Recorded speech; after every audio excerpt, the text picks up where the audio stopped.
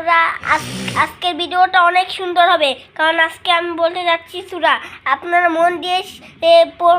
মন দিয়ে শিখবেন আর আপনাদের বাচ্চাকেও শিখাবেন আমার মতন সূরা। এবার শুনেন, ভালো করে শুনেন, তাহলে আপনারাও পারবেন।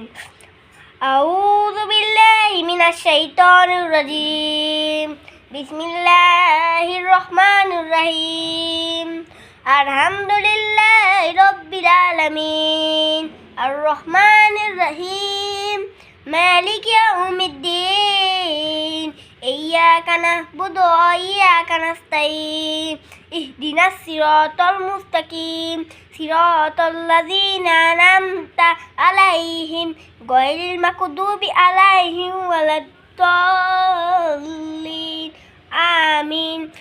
এই সূরাটা বারবার মনে রাখবেন, আর ঘুমানোর সময় এটা পড়লে আপনাদের জায়গায় অনেকগুলো ফেরেশতা শয়তানের হাত থেকে আপনাদেরকে বাঁচাবে। এটা রাতের বেলায় ঘুমানোর সময় পড়বেন, তাহলে অনেকগুলো ফেরেশতা আপনাদেরকে পাহারা দিবে। আরেকটা পড়বেন আমারটার মতন।